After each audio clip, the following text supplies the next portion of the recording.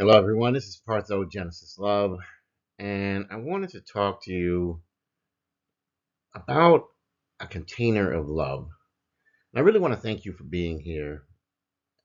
In a world that often feels divided by conflict and misunderstanding, love remains the greatest force that unites and heals. Today, I want to talk about how love, as described in Romans chapter 12, can transform not only our lives, but also the world around us.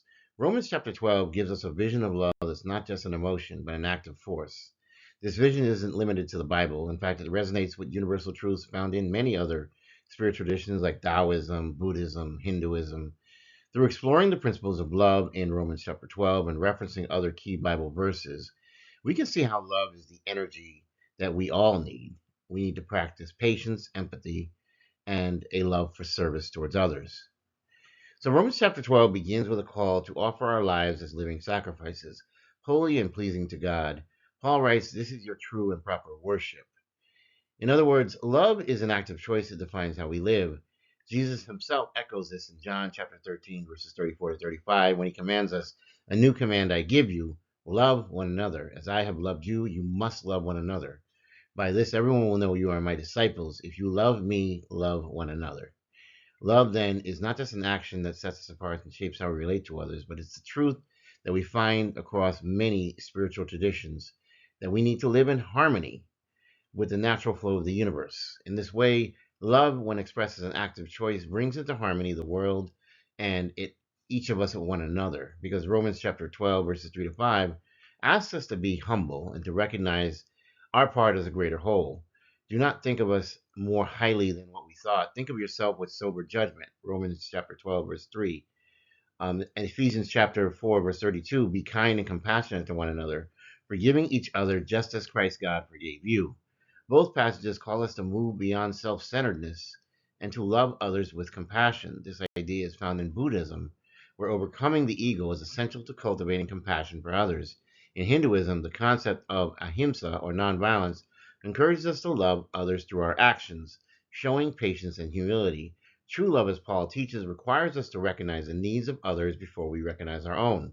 In Romans chapter 12, verses 9 to 13, Paul encourages us to be devoted to one another in love, to honor one another above ourselves, and to share with those in need. The spirit of empathy is clear in these verses. We are called to rejoice with those who rejoice and mourn with those who mourn. This is an act of love, one that's not hypocritical, but connects us deeply with each other's emotions. This is echoed in John chapter 4, verses 7 to 8, where we're told to have one another, that kind of love comes from God, that everyone who is loving knows God, and because God is always love. Because the connection between love and knowing God is essential here. Love is not just a feeling or action. It's a sign of our relationship with God. It's the divine energy that unites us all, drawing us closer to one another in empathy and care. In Romans chapter 12, verses 17 to 21, we see that the way we respond to evil is important, right? We overcome evil with good. We don't repay evil with evil. In Luke chapter 6, verse 35, to our enemies, we do good to them without expecting them to give us anything back in return. This is a radical love that challenges us to forgive, even when it's difficult. In 1 Peter chapter 4, verse 8, we love each other deeply because love covers for a multitude of sins. When we forgive, we not only heal ourselves, but also open the door for others to experience healing. Forgiveness rooted in love transforms relationships as well as communities. Romans chapter 12, verse 11 reminds us to never be lacking in zeal, but to keep our spiritual fervor serving the Lord. Love is a force that propels us to serve, to act with the energy and purpose.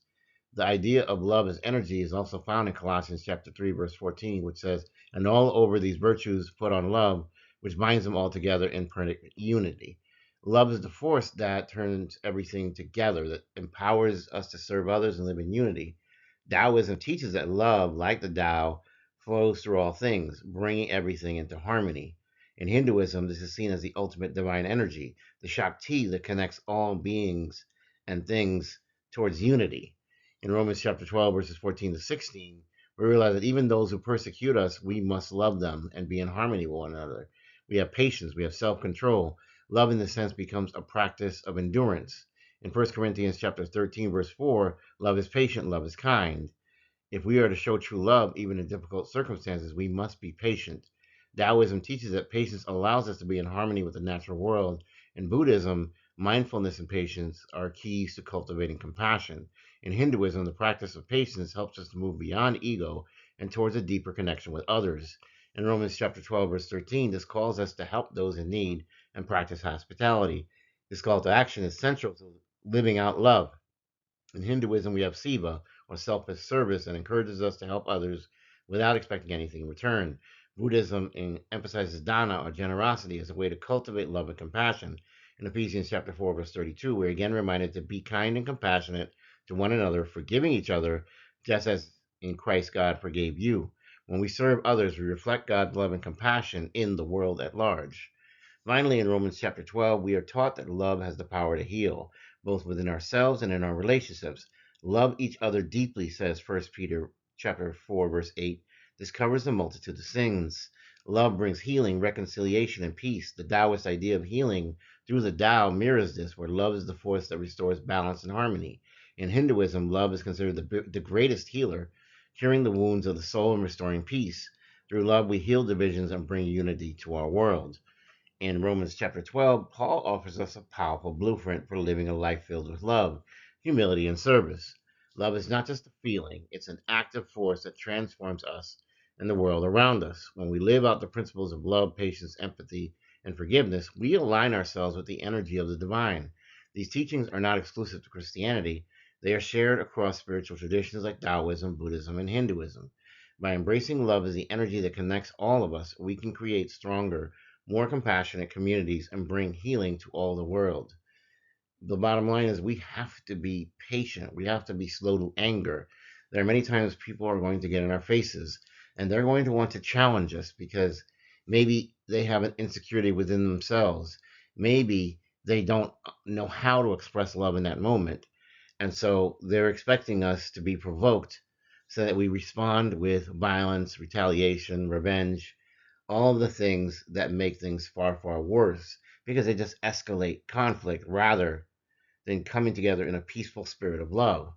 We have to learn how to de escalate those situations. We have to learn to look upon people and bless them, even when they are cruel to us. We love the sinners, but we hate the sin. We hate the evil, but we love the evildoers. The bottom line is that Jesus didn't come to this earth just to look for the good people. He didn't go to the Pharisees and the Sadducees and all of the highest ranked people who felt they were most pious and that they were living their best life serving God. He went to the people with a checkered past. He went to the people that had issues, that had problems, that were criminals, that had dabbled in things which were immoral. And he called those individuals to do better. He called those individuals to become better. He called them to become disciples, and he then caused a change in their hearts, which allowed them to experience the love that he needed to bring to the world. And they preached it to the world. They didn't hide their gifts that they were given. They shared them with all the world because when God gives you gifts, you must learn to use those gifts to help the community at large. In other words, it is your mission, it is your importance to realize that God didn't give that for you to just enjoy and then live a life saying screw everyone. God gave that to you to share it with all the world. The world needs those gifts, the world needs you. And so when you have that heart of love and you are slow to anger and you are patient and you are kind and you work with others, trying to be a safe space for others, trying to be a container of love, then this is where you make people feel safe and you allow them to become better than what they are. You become better than what you are. And altogether, you make this world better than what it's been. If you like this message, please like, share, and subscribe. If you're new here, welcome aboard to Safe Space. If you're returning, I'm glad that you're back. I love you so much. In the name of the Most High God, I wish you health, wealth, prosperity, and abundance, blessings, and protection. In the name of the Most High God, I wish you peace. I wish you love. Take care.